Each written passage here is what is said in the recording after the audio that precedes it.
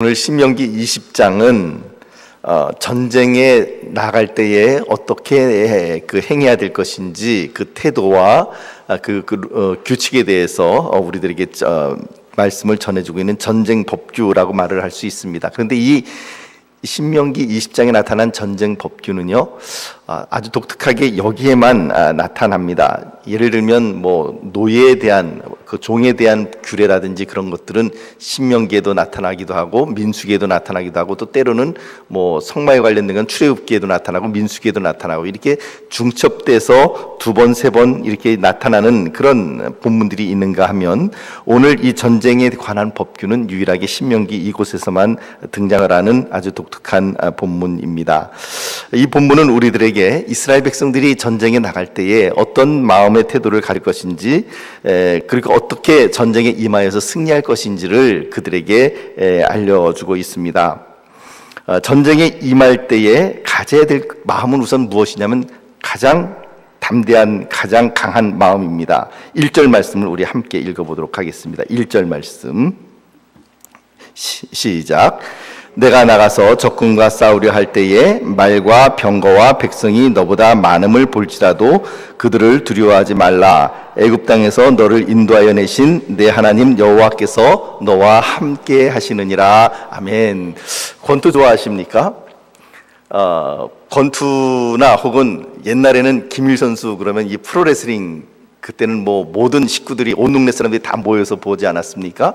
근데 프로레슬링을 하든지 아니면 권투를 하든지 그럴 때에 맨 처음에 다짜고짜 나와서 이렇게 파이팅을 하지 않습니다. 파이팅 하기 전에, 싸우기 전에 심판이 양쪽에 있는 홈코너와 청코너의 선수들을 다 불러 모으죠. 그리고는 권투 같은 경우 룰을 설명합니다. 벨트 아래를 가격하면 안 되고, 깨물면 안 되고, 이런 아주 상식적인 이야기를 합니다. 그때 여러분, 그 선수들의 눈초리를 보셨습니까? 그 선수들이 그 심판의 말을 귀를 잘 기울이고 고개를 끄덕끄덕거리는 그런 그 심판 바라보고 있는 선수가 있던가요? 뭘 바라봅니까? 예, 상대방 선수를 잡아먹을 듯이 쳐다봅니다. 눈을 탁 뚫어지게 쳐다보고, 네가 죽나 내가 죽나 오늘 한번 해보자. 이런, 그러니까. 근데 만약 거기에서 그 눈싸움에서 처음부터 이렇게 눈싸움에 기가 질려가지고 고개를 눈을 갖다 내리깐다든지 그러면 그건 어떻게 되는 거죠? 싸우기도 전에 이미 꼬리를 내리는 거하고 똑같은 그런 현상입니다. 오늘 그래서 하나님께서도 1절 말씀을 통해 이스라엘 백성들에게 이야기하시는 것이 무엇이냐면, 전쟁의 승패는 어디에 달려 있는가? 전쟁의 승패는 무기나 그리고 군사에 많고 적음에 달려있는 것이 아니라 바로 이스라엘 백성들의 마음 상태부터, 거기에서부터 전쟁의 첫 걸음이 시작된다라고 하는 것을 알려주고 있는 것이죠. 그래서 하나님께서 뭐라고 말씀하시냐면, 1절 말씀을 다시 한번 띄워봐 주십시오. 1절 말씀 보면, 내가 나가서 적군과 싸우려고 할 때에, 우선 지금 여기서 보니까 이 본문 말씀 보면 누가 더 센 것 같습니까? 이스라엘이 더 센 것 같습니까? 아니면 이스라엘의 대적이 더 센 것 같습니까? 누가 더 셉니까? 대적이 더 세요. 왜냐하면 대적은 말이 많죠. 이 말하는 말이 많은 게 아니라 따가닥 하는 그 말이 훨씬 이스라엘보다 많고, 병거와, 그러니까 요즘으로 말하면 탱크가 더 많고, 그리고 백성이, 즉 군대의 군인들의 이 머릿수, 군인들의 숫자가 너희보다 많음을 볼지라도 어떻게 해요? 그들을 두려워해서 눈을 내리깔거나 꼬리를 내리거나 그래서는 안 된다는 거예요. 전쟁에 나가서는 이기기 위해서는 반드시 어떻게 돼요? 죽을 듯이 노려봐야 되고, 두려워해서는 안 되고, 떨어서는 안 되고, 그리고 또한 그들의 숫자를 많음을 인하여서 약호가 죽으면 안 된다라고 하는 것입니다. 그래서 승리하는 첫 번째 요인이 무엇이냐면 공포심을 제거하는 것, 그것이야말로 전쟁에서 이기는 첫 번째 걸음이다라고 하는 것입니다. 여러분, 두려움은 마음의 상태입니다. 그래서 오늘 성경 말씀 나중에 우리가 살펴보겠지만, 두려워하지 말아라, 떨지 말아라, 겁내지 말아라, 놀라지 말아라, 이런 말들은 다 사실은 같은 말이긴 하지만 이렇게 막 다른 단어들을 계속 반복하면서 4번씩이나 강조하고 있는 이유는 무엇이겠습니까? 두려워하면 이미 지는 것이기 때문에 그런 것이죠. 달리 이야기하면 우리들의 승리는, 눈에 보이는 승리는 무엇으로부터 시작되는가? 아니라 눈에 보이지 않는 마음 상태에서부터 시작된다라고 하는 것을 우리들에게 보여주고 있습니다. 이거는 마찬가지입니다. 뭐 누구에게든지 마찬가지죠. 스포츠 선수들이 시합하기 전에 이미 그 마음 가운데 쟤네들 우리보다 셀 것 같은데, 그러고 마음속에 주눅이 들기 시작하면은요 실력 발휘를 제대로 하지 못합니다. 그냥 그래, 너희 실력이 그래? 우리도 이만큼 돼. 이런 마음을 가지고 아주 힘있게 담대하게 나아가면 자기의 실력을 발휘할 수가 있고 실력 이상의 것을 발휘할 수가 있는 것이죠. 승리를 가져오는 마음가짐, 첫 번째는 무엇입니까? 첫째는 적군이 수적으로 우세하다 할지라도 두려워하지 말아야 합니다. 여러분, 오늘 옛날에 이스라엘 백성들이 싸울 때의 전쟁의 수칙이 오늘 우리랑 무슨 관계가 있을까? 그렇지 않습니다. 여러분, 오늘 우리들도 역시 마찬가지로 매일매일 우리는 전쟁을 하고 있습니다. 매일매일 우리는 누군가와 싸우고 있습니다. 그 싸움에 나가서 승리하기 위해서 바로 이스라엘 백성들이 가지고 있는 이 승리의 수칙을 우리도 같은 원칙으로 삼게 되면 우리에게도 분명히 승리가 임하게 될 줄 믿습니다. 자, 첫째는 수적으로 우세하더라도, 적군이 숫자가 우리보다 우세하다 할지라도 두려워하지 말아야 된다라는 것이죠. 아까 우리 1절 말씀 보았던 것처럼 말과 병거와 백성, 즉 군대 수가 너보다 많다 할지라도 두려워하지 말아라 라고 이야기를 합니다. 3절 말씀도 한번 볼까요? 3절 말씀 시작. 말하여 이르기를 이스라엘아 들으라, 너희가 오늘 너희의 대적과 싸우려고 나왔으니 마음에 겁내지 말며 두려워하지 말며 떨지 말며 그들로 말미암아 놀라지 말라. 겉으로 눈에 보이는 것으로 인하여 승패가 좌우되는 것이 아니다라고 하는 것입니다. 이것이 우리들에게 큰 힘이 없는 우리들에게 얼마나 커다란 위로가 되는지 모릅니다. 승리의 열쇠는 어디 있는가? 승리의 열쇠는 결론적으로 이야기하면 하나님께 있다라고 하는 것을 말씀이 우리들에게 보여주고 있는 것이죠. 군대나 혹은 무기에 많고 적음이 있지 않습니다. 이것을 철저하게 믿고 있는 사람, 오직 하나님께 승리의 열쇠가 있다라고 하는 것을 믿는 사람이 승리하는 것입니다. 하나님께서 임재하시는 곳에 승리가 있는 것이죠. 때로는 이렇게 부부간에 아주 그냥 티격태격, 아니면 심각한 부부싸움이 아니라 그냥 티격태격 말다툼할 때 우리의 자녀들 가운데 때로는 그런 이야기를 하는 자녀들이 있습니다. 이기는 편 내 편, 이렇게 이야기를 합니다. 그러니까 엄마든 아빠든 이기는 편이 내 편이라는 얘기죠. 자기는 이기는 편에 쓰겠다, 이렇게 이야기를 합니다. 그런데 하나님하고의 관계에서는요, 이기는 편 내 편이 아니라 하나님 편에 서는 사람이 무조건 이기게 돼 있습니다. 그것을 믿으시기를 바랍니다. 그러니까 하나님 편에 서는 거예요. 하나님 편에. 사랑하는 성도 여러분, 어느 편이든지 하나님과 함께 하신다면 무한대의 승리가 우리에게 분명히 보장이 됩니다. 그러나 하나님을 떠난다고 한다면, 하나님이 계시지 않다고 한다면, 아무리 무기가 많다 한들, 아무리 군대 숫자가 많다 한들 그것은 아무런 소용이 없는 것입니다. 우리의 인생은 전쟁의 나날과도 같습니다. 어떤 일이든지 힘든 경쟁 속에서 늘 판단하고 고민하고 위기를 넘어가야만 합니다. 다른 사람 이야기할 필요가 없죠. 저를 갖다가 예를 들어서 말씀드리자면, 저 같은 경우는 한 주에 한 5번 정도 이렇게 설교를, 각기 다른 설교를 이렇게 만들어서 여러분들 앞에서 제가 설교를 합니다. 그런데 그 설교를 일주일에 5번 정도 하는 것이 저에게는, 물론 이렇게 똑같은 설교 이렇게 주일날 1부, 2부, 3부 하는 거는 한 번으로 치고 각각 다른 설교를 이야기하는 것입니다. 그런데 그것이 저에게는 전쟁을 치르는 것하고도 똑같습니다. 때로는 밤을 새워가며 기도하고 열심히 설교를 준비하고 그것을 컴퓨터로 쳐서 원고를 만들고 그것을 기도하는 심정으로 여러분들 앞에서 설교를 합니다. 그런데 여러분, 설교를 시작한 지 5분 정도 지나고 나면 저는 이 전쟁에서 내가 지고 있는지 이기고 있는지가 분명하게 눈에 들어옵니다. 이 5분 이내에 벌써 듣는 성도님들의, 제가 설교를 하면서도 눈에 보이진 않지만 그것이 보인다니까요. 설교가 이렇게 탕탕탕탕 이렇게 튕겨 나가는 듯한 그런 느낌이 들면 등에서 식은땀이 쫙 납니다. 그때는 머릿속이 하얗고 무슨 말을 하는지 내 자신도 모를 정도입니다. 반면에 어떤 경우는 말씀을 증거할 때에 그 말씀이 굉장히 힘있게, 그리고 성도님들이 스폰지가 물을 빨아들이듯이 그 말씀을 이렇게 쫙 빨아들이고 있는 모습이 눈에 보일 때가 있습니다. 그럴 때는 굉장히 제가 힘이 나기도 합니다. 그렇게 공허하게 그야말로 죽을 쓰는 설교를 하고 내려오면 성도님들 얼굴 보기가 얼마나 민망한지 모릅니다. 거기다가 가장 무서운 비평가인 그 아내마저 때로 혹독하게 비평을 해대면 그나마 있던 기운이 다 빠져나가기도 합니다. 이런 접전이 매주 저에게는 반복이 됩니다. 뭐 저뿐만 아니라 다른 목사님들도 그런 전쟁을 하며 동일하게 살아가실 것입니다.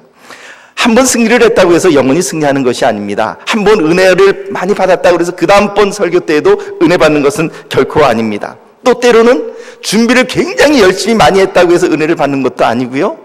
또 때로는 마음 가운데 이 정도면 됐다. 이 정도면 분명히 이거는 이번에는 같이 은혜를 받을 수 있겠다라는 생각을 가지고 설교를 하는데 어떨 때는 등에서 식은땀이 쫙쫙 날 때가 있습니다.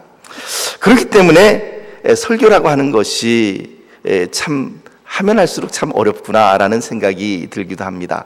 근데 이것은 이제 목사인 저의 삶을 놓고 여러분들께 말씀을 드린 것이고요. 여러분들은 여러분들 나름대로 여러분들께서 계신 그 삶의 장소에서 전쟁을 치르십니다. 때로는 자녀들과 혹은 손주들과 전쟁을 치르기도 하고요. 혹은 직장에서 동료들과 이 경쟁을 하는 가운데에 전쟁을 치르기도 하고요. 혹은 사업을 하는 가운데에서 이 사업이 다른 경쟁자들과의 어떤 그런 관계라든지 이런 거래처와의 관계 때문에 늘 매일매일 전쟁을 하기도 합니다. 혹은 학원에서요, 혹은 학교에서요, 혹은 가정에서 우리는 매일매일 그렇게 전쟁을 합니다. 그런데요, 그렇게 저도 그렇고 여러분들도 그렇고 늘 우리들의 일상 가운데 이런 전쟁을 하는데, 이런 전쟁을 함에 있어서 분명하게 제가 확신할 수 있는 것 하나가 있습니다. 그것은 바로 무엇이냐면 하나님께서 함께 계신다라고 하는 그런 확신이 내 안에 분명하게 들어오게 되면 그때는 반드시 승리를 하게 되어 있습니다. 저 같은 경우도요, 때로는 준비가 미진하다 할지라도 하나님께서 나와 함께 계시고 내가 하나님의 말씀을 대언하고 있다라고 하는 그런 분명한 확신이 있을 때는 이 말씀 가운데에 힘이 들어가고, 그리고 또한 그날은 같이 은혜를 이렇게 받습니다. 그때는 분명히 성도님들이 메시지를 스폰지 물 빨아들이듯이 쫙 빨아들이고 있는 그런 것을 늘 체험을 하기도 합니다. 그때는 예외 없이 사람이 두렵지 않습니다. 그래서 설교에 힘이 있습니다. 그러나 하나님께서 나와 함께 계시다는 것을 내가 느끼지 못할 때, 임재를 느끼지 못할 때는 얼마나 힘이 드는지 모릅니다. 여러분, 이 메시지를 전하는 이 일조차도 하나님께서 함께 계시고 안 계시고가 그것이 우리들에게 커다란 이런 영향을 미친다고 한다면, 전쟁에 있어서의 하나님께서 함께 계시고 안 계시고는 얼마나 커다란 결과를 우리들에게 야기할 수 있겠습니까? 그래서 첫째는 우리의 첫 번째 승리의 그 요체는, 첫째는 두려워하면 안 된다. 내가 약호 죽으면 안 된다. 저 사람이 내 대적이 나보다 수적으로 우세하고 그리고 더 많이 배웠고 더 많이 가졌다 할지라도 두려워해서는 안 됩니다. 두 번째, 우리가 그 승리할 때에 가져야 될 마음 태도는 무엇이냐면, 이미 말씀을 드렸습니다만 하나님께서 함께 계심을 믿으셔야만 합니다. 전쟁에 나갈 때 제사장은 20장 3절에서 4절과 같은 말씀을 군사들에게 전하게 했습니다. 20장 3절에서 4절 말씀 같이 읽어볼까요? 시작.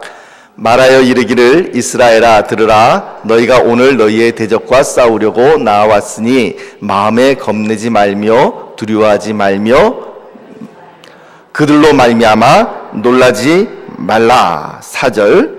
너희 하나님 여호와는 너희와 함께 행하시며 너희를 위하여 너희 적군과 싸우시고 구원할 것이라 할 것이며. 자, 잠깐만요. 지금 우리가 읽은 20장 3절과 4절 말씀은 이스라엘 백성에게 누가 하는 것일까요? 누가?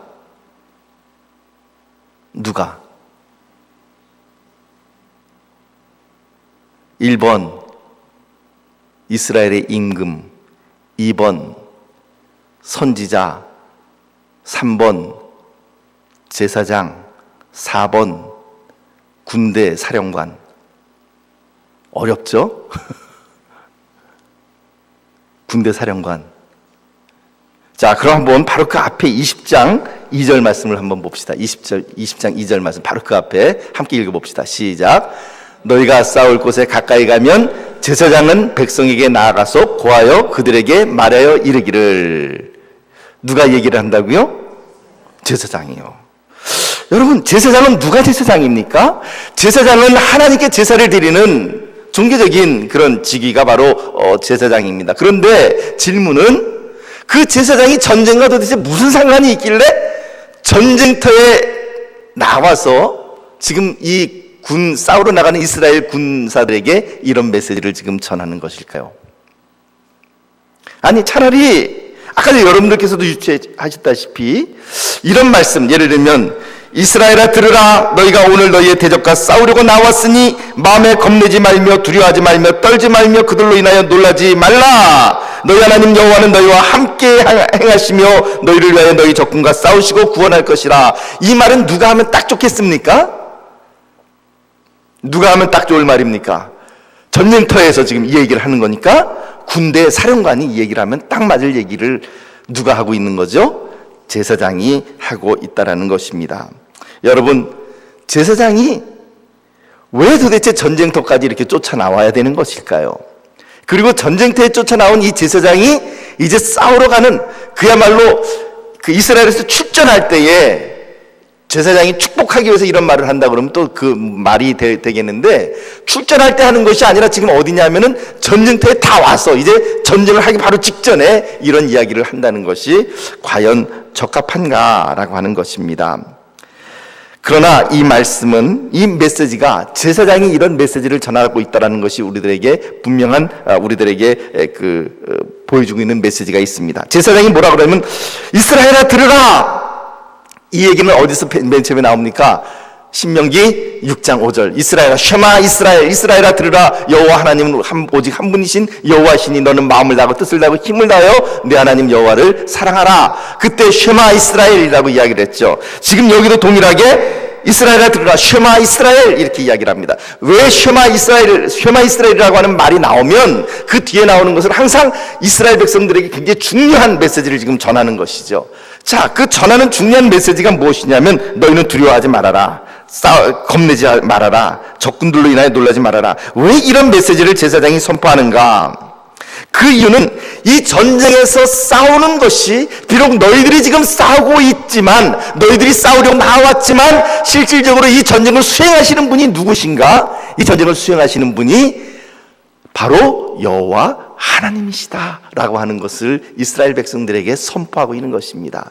그래서 제사장이 이 전쟁터까지 와서 지금 이스라엘 백성들에게 이 말씀을 선포하고 있는 것이죠. 그 말인즉슨 제사장이 이 말을 선포하고 있다는 것은 이스라엘 백성들이 나가 싸우는 이 전쟁은 그 군인들에게 있어서는 일종의 제사와도 같은 의식이다라는 것을 보여주고 있는 것입니다. 이것을 흔히 우리는 신학적인 용어로는 성전이라고 이야기합니다. 홀리워, 성전. 이슬람 쪽에서는 이것을 지하드라고 그렇게 이야기를 하기도 하죠. 전쟁을 수행하시는 하나님이시고 이스라엘 백성들은 바로 그 일 가운데 하나님의 전쟁을 수행하는데 쓰임을 받는 사람들이다라고 하는 것을 우리들에게 보여줍니다.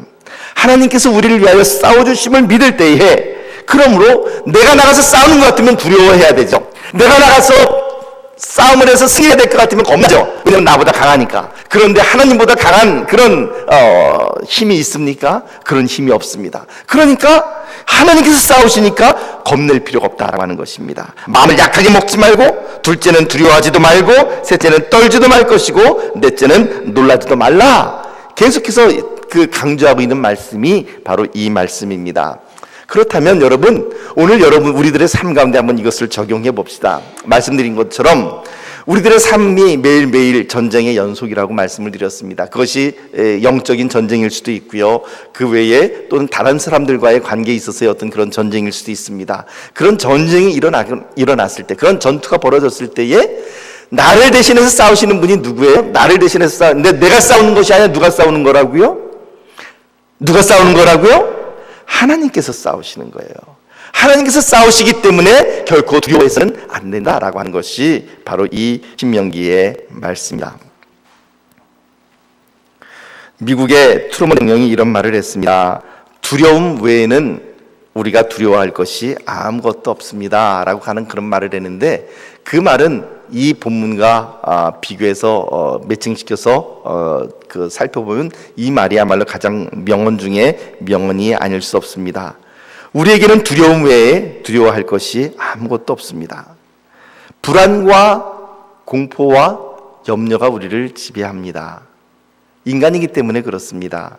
당장 눈앞에 지금 합의를 해야 되는데 합의금도 없고, 지금 당장 눈앞에 의사가 나에게 선포하기를 당신 지금 암에 걸렸다라고 선포를 하고 있고, 지금 당장 내 자녀가 올바른 길로 가지 못해서 다른 길로 헤매고 있을 때, 그때 우리는 염려스럽고 불안하고 낙담할 수밖에 없습니다. 인간이니까 그렇죠. 그런데 바로 그때에 하나님께서 우리들에게 말씀하시는 것은 무엇이라고요? 떨지 말아라, 두려워하지 말아라, 놀라지 말아라, 그렇게 말씀을 하시는 거예요. 떨지 말고 놀라지 말고 두려워하지 말아라. 너희는 가만히 서서 하나님 여호와께서 너희를 위해 행하시는 구원을 보라. 어디서 나왔던 말이죠? 어디서 나왔던 말입니까? 홍해에서 나왔던 말이죠. 홍해에서 이스라엘 백성들이 하나님의 구름기둥과 불기둥을 따라 나왔는데 홍해 바닷가에 몰렸습니다. 앞으로 나갈 수도 없습니다. 뒤는 애굽의 병거 부대가 뒤쫓아옵니다. 그때에 모세에게 임한 하나님의 말씀, 거기다가 이스라엘 백성들이 모세를 원망하고 하나님을 원망합니다. 애굽에서 죽을 장소가 없어서, 애굽에는 우리가 묻힐 장소가 없어서 우리를 여기까지 끌고 나서 죽이느냐, 돌을 치려고 합니다. 그때에 모세에게 임한 하나님의 말씀이 출애굽기 14장 13절에서 14절 말씀입니다. 우리 같이 읽어볼까요? 시작. 모세가 백성에게 이르되 너희는 두려워하지 말고 가만히 서서 여호와께서 오늘 너희를 위하여 행하시는 구원을 보라. 너희가 오늘 본 애굽 사람을 영원히 다시 보지 아니하리라. 여호와께서 너희를 위하여 싸우시리니 너희는 가만히 있을지니라. 여러분, 이때 이 하나님께서 하시는 말씀이 뭡니까? 도저히 진퇴양난이고 죽을 수밖에 없다라고 절망할 때에 너희는 두려워하지 말고 가만히 서서 여호와께서 오늘 너희를 위하여 행하시는 구원을 보라. 바로 이것이 하나님께서 오늘 우리들에게 선포하시는 말씀입니다. 저는 여러분들의 모든 나날의 전쟁 가운데에서, 영적인 전쟁 가운데에서, 여러분들이 이길 수 없는 그런 싸움 가운데서 이 하나님의 말씀을 기억하시기를 바랍니다. 너희는 가만히 서서, 두려워하지 말고 가만히 서서 여호와께서 오늘 너를 위하여 행하시는 그 구원을 보라. 내가 뭐라고 말을 하지 못할, 감당치 못할 그런 중상과 모략을 당하기도 하고, 그리고 또 때로는 내가 도저히 건너지 못할 어떤 그런 구렁텅이에 빠져 있을 때, 그때 우리가 나가서 해야 할 말은, 하나님, 나는 이제 내가 할 수 있는 모든 일을 다 해보았지만 여기까지입니다. 이제 주님께서 나를 대신하여 싸워주시옵소서. 그것이 바로 오늘 우리들의 고백이 되어야 될 줄 믿습니다. 사랑하는 성도 여러분, 승리는 어디에서부터 나옵니까? 승리는 하나님께서 나를 대신하여 싸우는 바로 거기에서부터 나오는 것을 믿으시기를 바랍니다.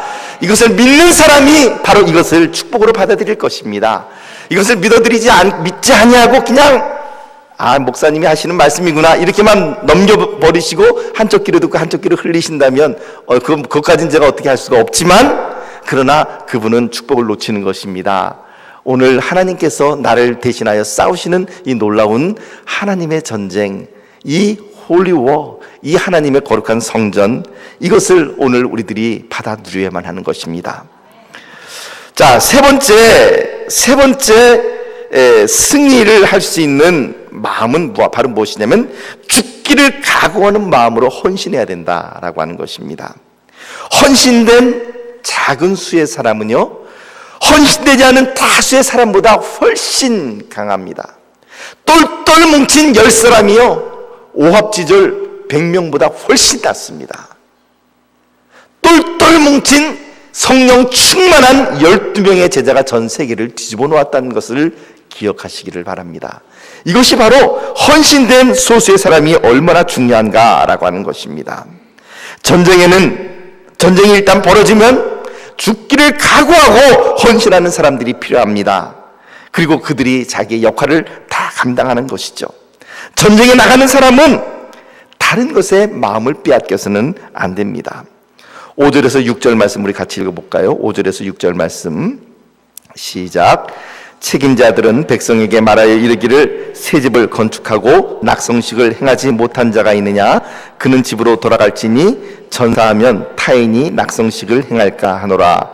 6절 포도원을 만들고 그 과실을 먹지 못한 자가 있느냐? 그는 집으로 돌아갈지니 전사하면 타인이 그 과실을 먹을까 하노라. 지금 집으로 돌아가라고 하는 사람이 몇몇 부류가 나옵니까? 지금 우리가 읽은 것은 이거 두 부류가 나왔죠. 첫째는 뭡니까? 새 집을 건축했는데 낙성식을 행하지 않은 사람, 집으로 돌아가라 라고 하는 것입니다. 포도원을 만들고 그 과실을 먹지 못한 사람, 그 사람도 역시 집으로 돌아가라 라고 하는 것입니다. 이어서 7절 말씀 보면 또 뭐가 나옵니까? 여자와 약혼하고 그와 결혼하지 못한 자가 있느냐? 그는 집으로 돌아갈지니라 라고 이야기를 합니다. 8절 말씀 보면 또 백성에게 말하여 이르기를 두려워서 마음이 허약한 자가 있느냐? 그는 집으로 돌아갈지니 그의 형제들의 마음도 그의 마음과 같이 낙심될까 하노라 하고 이렇게 말씀을 우리들에게 전달해 주고 있습니다. 여러분, 현대전에서는요, 지금 요즘 21세기에서는 제일 중요한 게 무엇이겠습니까? 군대가 많은 것이 중요한 것일까요? 아니면 무기가 강한 것이 중요한 것일까요? 여러분들의 생각은 어떠세요? 우리 군인이신 김석현 장로님, 무엇이 중요하겠습니까? 군인의 숫자일까요? 아니면 무기의 강함일까요? 물론 이제 여기서 무기가 어떤 무기냐에 따라 달려 있지만, 예를 들면 핵무기라든지, 사실 핵무기 앞에서는 군사가 뭐 10만이든 20만이든 그것이 그렇게 사실 중요하지 않습니다. 그래서 그만큼 북한이 지금 핵을 가지려고 저렇게 노력을 하는 것 아닙니까? 그냥 재래식 무기로는 도저히 남한을 쫓아갈 수가 없으니까 어떻게 해서든지 핵을 가지려고 하는 것이죠. 지금이야 군대가 많지 않다 할지라도 핵을 가지고 있으면, 무기가 다른 거 좀 시원치 않은 무기를 갖고 있다 할지라도 핵무기를 가지고 있으면 건드리지를 못합니다. 왜냐하면 핵을 쓴다는 것은 너 죽고 나 죽자라고 하는 것이기 때문에 그런 것이죠. 그러나 현대가 아닌 이 성경이 쓰여질 이 당시에, 이 신명기 말씀이 쓰여질 이 당시에는요, 전쟁의 승패는 무엇이 가늠하는 것일까요? 군사의 숫자, 그러니까 소위 말해서 머릿수가 얼마나 많으냐, 그거에 따라서 대부분 판결이 나는 것이죠.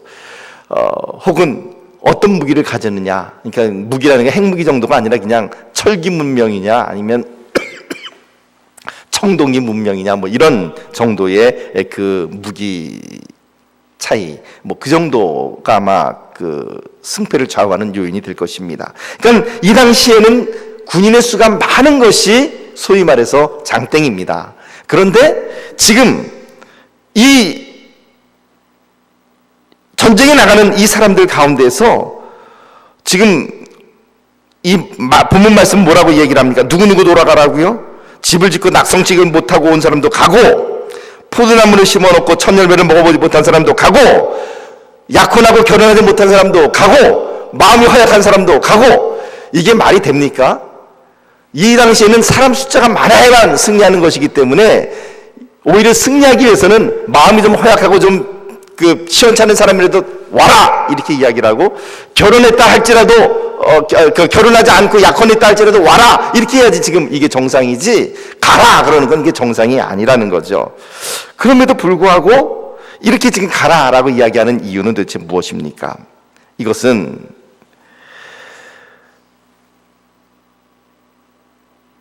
마음이 흐트러져 있는 여러 사람보다는 마음이 단합되어 있는 한 사람이 훨씬 더 중요하다라고 하는 것을 우리들에게 보여줍니다. 우리가 사사기에 보면은 기드온의 300용사가 나타납니다. 미디안 군사 13만 5천인가요? 그 정도가 이렇게 쳐들어왔죠. 근데 맨 처음에 그 미디안 군사들에 대해서 모은 이스라엘의 군대는 2만 2천이었습니다. 13만 5천 대 2만 2천은 정말 상대가 되지 않는 그런 숫자였죠. 근데 하나님이 뭐라고 말씀하셨나요? 부족하니까 군사를 더 모으라 그랬나요? 아닙니다. 너무 많다는 거예요. 이 사람들 가지고는 너무 많다는 거예요. 이 사람들을 집으로 돌려보내라. 그 왜 집으로 돌려보내라 그랬을까요? 제가 그 부분을 잠깐 읽어드리면 사사기 7장 2절 말씀 보면 이렇게 이야기를 합니다. 여호와께서 기드온에게 이르시되 너를 따르는 백성이 너무 많은즉 내가 그들의 손에 미디안 사람을 넘겨주지 아니하리니 이는 이스라엘이 나를 거슬러 스스로 자랑하기를 내 손이 나를 구원하였다 할까 함이니라. 그러니까 무슨 말이냐, 아직까지 22,000이라는 이 숫자가 있어서 물론 적지만 13만 5천보다는 훨씬 적지만 이 인원들이 나가서 싸워서 승리하면 하나님께서 도와주셔서 승리를 했다 할지라도 그들 스스로 뭐라고 얘기를 한다고요?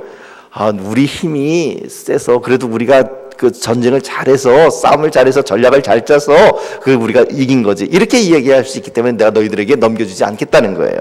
그래서 그 다음 집으로 돌아가라 그랬더니 12,000명이 맨 처음에 1차로 돌아갔습니다. 남아있는 사람들이 10,000명이었습니다. 근데 하나님께서는 여전히 많다 그랬죠. 그리고는 물 먹는 모습을 가지고 판별해서 몇 명만 남겨놓죠? 300명만 남겨놓습니다. 그리고는 그 300명으로 미디안 13만 5천을 물리쳐 버리시는 분이 하나님이십니다. 그것이 우리들에게 보여주는 것은 무엇입니까? 바로 하나님께서는 하나님의 영광을 사람들에게 빼앗기지 아니하신다라고 하는 것입니다. 말씀 아까 우리가 읽었던 사사기 말씀처럼 인간이 스스로 교만해서 그래도 우리가 잘났기 때문에 이만큼 했다라고 하는 말은 하나님께서 기뻐하시지 않으시겠다라고 하는 것입니다. 그것이 첫 번째 이유이기도 하고요. 두 번째 이유는 바로 무엇입니까?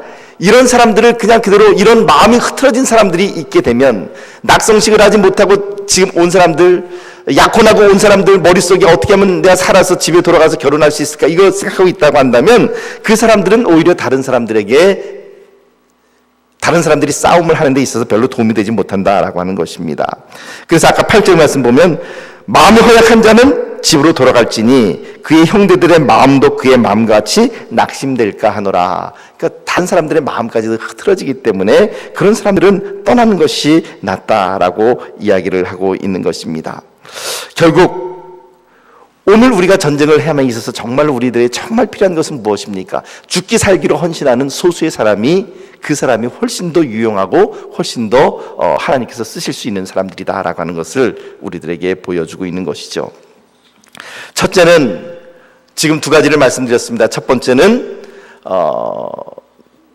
하나님 앞에서 하나님 앞에서 결코 두려워해서는 안 된다라고 하는 것. 두 번째는 적군이 수적으로 많다 할지라도 두려워해서는 안 된다는 것이고, 두 번째는 하나님께서 나와 함께 계시다라고 하는 사실을 우리가 믿어야 되고, 세 번째는 죽기를 각오한 그런 헌신이 필요하다라는 것을 우리들에게 보여주고 있는 것입니다. 그 외에도 이제 10절에서 15절 사이에는 가나안 밖에 있는 도시들에 대해서 우리들에게 어떻게 할 것인가를 지시하고 있습니다. 이스라엘 백성들이 전쟁을 할 때 두 가지 태도를 가집니다. 첫째는요, 그들이 정복해야 될 가나안 땅에 있는 족속들은 그 족속들에 대해서는 절대로 관용을 베풀면 안 됩니다. 그들은 모두 다 진멸해야만 합니다. 남녀노소 그리고 심지어는 가축까지도 다 진멸을 해버려야 됩니다. 그러나 그들이 정복해야 될 가나안 땅 바깥에 있는 다른 먼 곳에 있는 먼 지방에 있는 그런 그 나라들과는 어떻게 되는가?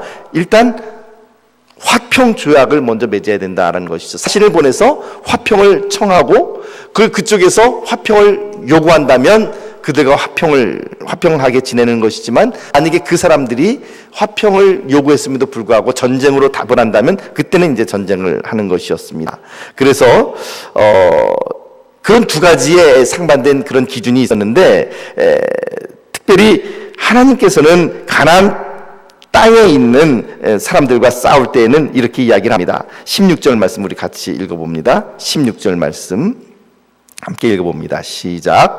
오직 내 하나님 여호와께서 내게 기업으로 주시는 이 민족들의 성읍에서는 호흡 있는 자를 하나도 살리지 말지니, 너희가 정복해야 될 땅에 들어가서는 너희는 거기에 있는 거민들을 절대로 살려줘서는 안 된다라고 이야기를 하고 있습니다. 왜 그런가? 얼핏 보기에는 굉장히 무자비하고, 그리고 하나님께서 이러실 수 있는가라는 생각이 드시겠지만 그러나 이 명령에는 철저한 순종이 필요했습니다. 하나님께서 그렇게 명령하신 데에 그만한 이유가 있었는데 그것이 바로 18절 말씀 가운데 나타납니다. 18절 함께 읽어보죠. 18절 시작.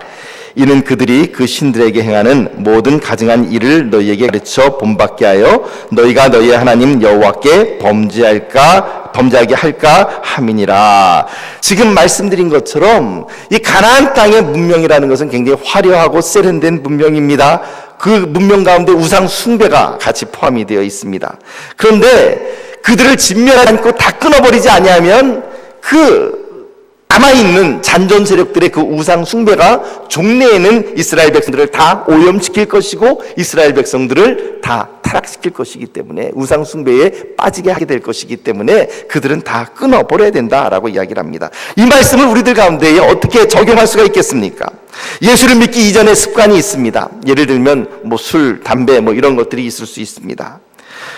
우리가 하나님을 믿는 신앙을 받아들이게 된다면 예전에 섬겼던 우상이나 예전에 섬겼던 잘못된 습관이나 그런 것들은 다 끊어버리고 단절해야만 하는 것이죠. 이런 것 좀 남아있어봐야 이것이 나에게 내가 예수님 믿는데 무슨 커다란 영향을 끼칠까라는 생각을 할 수 있겠지만 그런 것들을 작은 것이라도 그냥 그대로 남겨두신다면 결국은 그 작은 것이 나중에 나에게 올무가 될 것이고 결정적인 순간에 나를 뒤집어 버리게 될 것임에 분명합니다. 그러므로 사랑하는 성도 여러분, 비록 과거의 작은 습관이라 할지라도 그것을 끊어버려야만 하는 것이죠. 하나님을 믿는 순간 이제 그것을 끊어버려야 되고 그걸 끊어버리지 못한다고 한다면 하나님 앞에 기도해야 될 것입니다. 그런 것들은 하루라도 빨리 끊을수록 좋습니다. 오늘 우리 평택제일교회 모든 성도님들이 가지고 있는 우리들이 당하고 있는 우리들의 전쟁이 있습니다. 또한 저의 전쟁이 있습니다. 형식은 우리들이 나가서 삶의 현장에서 싸우는 것이지만 그러나 실제로는 매우 치열한 영적인 전쟁입니다. 우리의 이 모든 전쟁에 있어서 이 전쟁을 수행해 나가시는 분은 누구이신가? 바로 하나님이시라고 하는 사실을 오늘 우리가 분명히 깨달아야만 합니다. 오늘 우리가 전쟁에 나갈 때에 라고 하는 제목으로 함께 그 승리의 몇 가지 요건들을 우리가 살펴보았는데 말씀을 정리하자면 첫째는 적군이 수적으로 우세하다 할지라도 두려워하지 말 것, 두려워하거나 떨지 말 것. 그 다음 두 번째는 무엇입니까? 두 번째는 하나님께서 함께 계시다라고 하는 사실을 분명히 믿을 것. 세 번째는 무엇입니까? 세 번째는 죽기를 각오하는 헌신자로 설 것. 죽기 살기로 기도하고 죽기 살기로 말씀 읽고 죽기 살기로 헌신하면 그 사람은 하나님은 그 사람을 통하여 놀라운 일을 이루시기에 마련입니다. 사랑하는 성도 여러분, 오늘 이처럼 우리들의 모든 영적인 싸움 가운데서 제일 중요한 것은 무엇이냐 하면 내가 나가서 싸우는 것이 아니라 나를 대신하여 하나님께서 싸우신다라고 하는 이 한 가지를 반드시 기억하시고 붙잡으시기를 바랍니다. 하나님께서 여러분들을 대신하여 싸우십니다. 하나님께서 나를 대신하여 싸우십니다. 하나님께서 나의 자녀를 대신하여 싸우십니다. 하나님께서 내 앞서서 싸우십니다. 그 하나님을 바라보고 믿음으로 고백하며 하나님 앞에 겸손하게 우리의 삶을 무릎을 꿇며 그렇게 고백하는 저와 여러분들이 되시기를 예수님의 이름으로 축복합니다. 기도하겠습니다. 하나님 아버지, 이스라엘 백성들이 전쟁에 나갈 때에 제사장이 전쟁터까지 쫓아가서 그들에게 승리를 선포하며 두려워하지 말며 떨지 말 것을 요구했습니다. 그 전쟁이 바로 하나님께 속한 전쟁이요, 그 전쟁이야말로 하나님께서 수행하시는 전쟁이기 때문에 그랬던 것을 우리가 분명히 바라봅니다. 하나님 아버지, 오늘 우리들에게도 역시 동일한 전쟁이 있습니다. 우리의 씨름은 혈과 육에 대한 것이 아니요 오직 하늘의 공중의 권세 잡은 자들, 권세 있는 자들, 그런 자들에 대한 것이니 참으로 두려워하지 말고 떨지 말며 오늘 하나님께서 우리와 함께 동행하시며 하나님께서 우리를 대신하여 싸우신다라고 하는 이 놀라운 사실을 우리가 붙잡으며 날마다 우리들의 삶 가운데 승리하는 삶으로 나가게 하여 주시옵소서.